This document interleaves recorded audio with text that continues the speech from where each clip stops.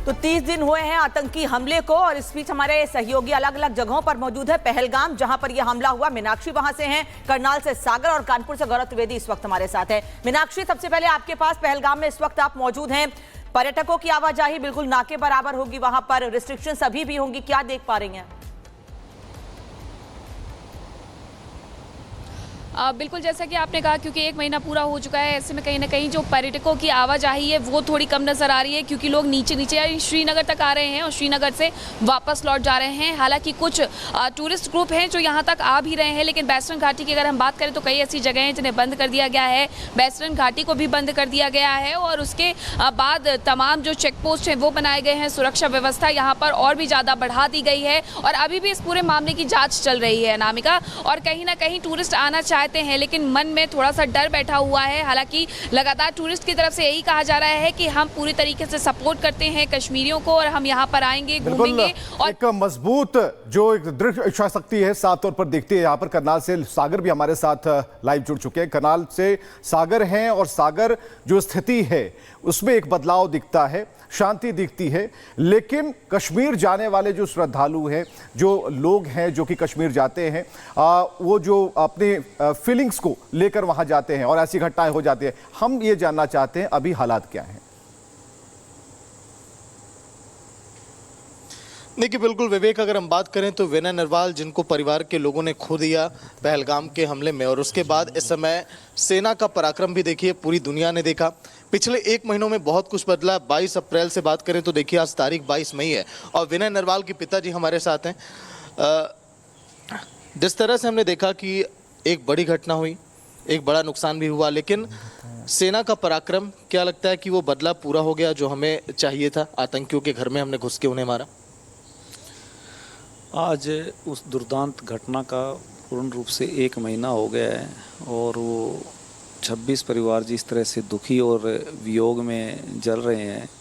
और उस दुर्दांत घटना के बाद सरकार ने जो ऑपरेशन सिंदूर के रूप में जो कदम उठाया और ऑपरेशन किया, स्ट्राइक किया, और आदरणीय प्रधानमंत्री जी और देश की सरकार ने हमारे देश की तीनों सेनाओं के अंगों को पूर्णतः छूट दी कि इस पे एक्शन करना है और कैसे करना है। तो अकॉर्डिंगली उन्होंने स्ट्राइक किया और आदरणीय प्रधानमंत्री जी के द्वारा खुली छूट दिए जाने के उपरांत जो उनका मनोबल बढ़ा और जिस मनोबल के साथ और पराक्रम के साथ उन्होंने आतंकवाद के ठिकानों पर, उनके आकाओं पर, उनके नर्सरीज़ पर जिस तरह से स्ट्राइक किया, एक बहुत ही अच्छा प्रहार किया और उनको एक ये सबक दिया गया और ऐसा संदेश दिया है कि भविष्य में यदि कुछ भी आपने किया तो इससे भी बुरा आपको अंजाम भुगतना पड़ेगा।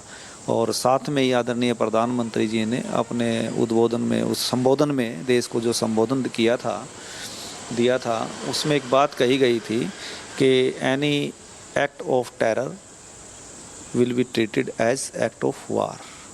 तो ये बहुत ही अच्छा किया और ये आतंकवाद को पनपाने में, पालने में, पोषने में, बड़ा करने में, उसको हवा देने में, सिखाने में, अमली जामा पहुंचाने वाले जो हमारे पड़ोसी देश हैं, जो पाकिस्तान है, तो उसको एक कड़ा संदेश दिया कि आप अपनी आदतों से बाज आए ना आए, पर तुझे ये भुगतना पड़ेगा इसका अंजाम, छोड़ेंगे नहीं हम आतंकियों को। सर, तो क्या आप ये मानते हैं कि ऑपरेशन सिंदूर के जरिए सरकार ने वो बदला ले लिया, सेना ने वो कर दिखाया जो हमें बदला लेना चाहिए था पाकिस्तान के अंदर घुस के? देखो, सेना ने अपने पराक्रम से और मनोबल से जिस तरह से ये एक्शन लिया वो काबिल तारीफ़ है। और जहाँ तक बदले की भावना है कि बदला लिया गया कि नहीं लिया गया, एज ए नेशन, राष्ट्र के तौर पर हमने बिल्कुल सही कदम उठाया और सही किया। बट इंडिविजुअली देखा जाए, मैं अपनी बात कर सकता हूँ कि इसमें मेरे साथ और मेरे परिवार के साथ क्या हुआ है, और ये वियोग एक दिन का नहीं है। और ये जो वेदना है, मानसिक वेदना, शारीरिक वेदना, ये वेदना एक दिन की नहीं है। जब तक हम जिएंगे, मेरा परिवार रहेगा, जब तक जिस चीज़ की आखिरी सांस तक ये रहेगा, ये वियोग और ये वेदना जो है सिर्फ चिता में जल के ही ख़त्म होगा। तो बदला लेने वाली बात एज ए नेशन ठीक है, बट एज ए इंडिविजुअल देखा जाए तो ये मेरा अपना राय है। धन्यवाद सर। फिलहाल आप सुन रहे थे विनय नरवाल के पिताजी को, जिनका ये कहना कि सेना ने कर दिखाया, ऑपरेशन सिंदूर के जरिए हमने बदला भी लिया। सरकार का भी जो कदम है वो काफ़ी साहसिक है और ऐतिहासिक है। सीधे कानपुर चलेंगे, जहां पर गौरव हमारे साथ जुड़े हुए हैं। गौरव जी बिल्कुल, आपको बता दें ऑपरेशन सिंदूर की अगर बात की जाए तो जिन निहत्थे जो कानपुर से लोग ट्रैवल कर रहे थे, किस तरह से जो अशान्या है इनका जो सिंदूर है वो छीना गया था। मैम कैसे देखती हैं, सेना ने कर दिखाया है, बदला लिया है, कैसे देखती हैं इस पूरे? सर, जितने भी हमारे आर्म फोर्सेस हैं उन्होंने बहुत अच्छी तरीके से अपना ऑपरेशन सिंदूर को किया था। 9 अड्डे हमारे खत्म किए थे उन्होंने आतंकवादियों के, और इसके बाद में मैं रोज ही आए दिन न्यूज़ देख रही हूँ कि कभी कुछ टेररिस्ट अटैक हुए, जो हमारे शायद हिंदुस्तान में पल रहे आतंकवादी हैं उनको खत्म किया जा रहा है। हर दिन नया कुछ ना कुछ आता है, हर दिन कुछ मतलब इंफॉर्मेशन उनको मिलती है, उसके रिगार्डिंग वो वर्क भी कर रहे हैं। तो मुझे पूरा भरोसा अपने आर्म फोर्सेस पे कि वो आतंकवाद तो खत्म कर ही देंगे। अब आपका दुख एक दिन का नहीं था, मान सकते हैं, लेकिन क्या लगता है सेना ने आपका बदला जो है वो ले लिया है? बिल्कुल कह सकते हैं कि उन 26 लोगों का बदला लिया गया है, लेकिन अब बात सिर्फ उन 26 की नहीं है, अब पूरे आतंकवाद को खत्म करने की बात है।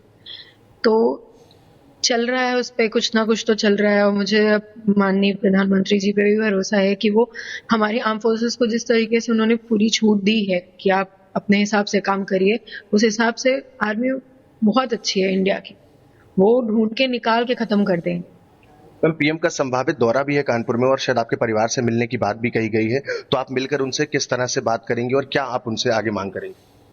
सर, मेरे को भी पता चला है कि वो आने वाले हैं, तो मुझे पूरी उम्मीद है कि वो हम लोगों से तो मिलेंगे।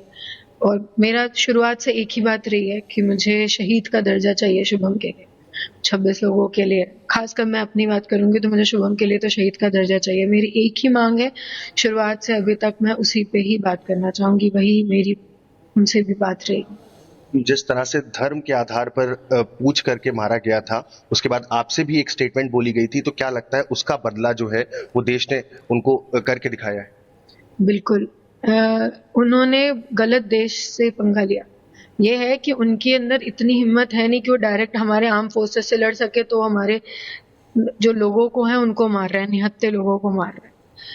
तो उसका बदला तो माननीय नरेंद्र मोदी जी ने दिया है, हमारी आर्म फोर्सेस ने पूरी तरीके से दिया है, और आगे भी कभी भी ऐसा होता है तो उसका पूरा तरीके से इसका जवाब देंगे।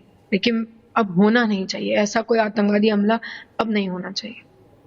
तो देखिए, साफ तौर पर शुभम द्विवेदी की पत्नी हमारे साथ हैं, जिनका कहना है कि जो बदला है वो जरूर पूरा हुआ है, लेकिन आगे ऐसा कुछ ना हो जिसके लिए देश तैयार रहे और इस तरह की जो घटनाएं उसको रोकने के लिए। मैम ये बताइए, इस पूरे घटनाक्रम में जिस तरह से आप वहां पर थी और पूरा ये हुआ, उसके बाद से एक के बाद एक कार्रवाई अभी भी जारी है, आज भी कई आतंकी ठिकानों पर जो है आर्म फोर्सेस जो है हमारी वो एक्शन ले रही हैं। जी, मैंने पहले ही बोला कि मैं रोज न्यूज में ये अपडेट्स देख रही हूँ कि कहीं 2 आतंकवादी मारे गए, कहीं 3 आतंकवादी मारे गए। इवन मेरे को क्लियर पता नहीं, बट पाकिस्तान में भी 1-2 लोगों को मारा गया है। तो ये कहीं ना कहीं इंडिया का ही चल रहा है काम, हमारी आर्म फोर्सेस ही इंटरनली पूरा चीजें ढूंढ रही है, कर रही है। तो ये बहुत अच्छी बात है, बहुत बड़ी बात है कि हमारी आर्म फोर्सेस को छूट दी गई है, जिससे कि वो ये काम कर पा रहे हैं। नहीं तो उनको इन्फॉर्मेशन सब चीज की होती है, बट कहीं ना कहीं वो बंधे होते हैं। आज नरेंद्र मोदी जी ने उनको पूरी तरीके से छूट दे के उनको बोल दिया है कि आप मारो, आप खत्म करो आतंकवाद। आपकी फैमिली से अमित शाह भी मिले थे जिस दौरान आप लोग वहां पर थे कश्मीर में, उन्होंने भी एक सीधा संदेश आप लोगों को दिया था, किस तरह की बात हुई? पूरे वो तो 26 पूरे परिवार से मिले थे। उन्होंने बोला था कि जो होगा इस चीज का बदला लिया जाएगा, और जहां तक दिख रहा है उस चीज का बदला लिया जा रहा है। उस दिन सर कोई कंडीशन में इतना था नहीं कि उनसे बहुत बात कर पाए, बट हाँ उन्होंने इस चीज का जवाब दिया था कि वो बदला लेंगे, और उन्होंने लिया भी।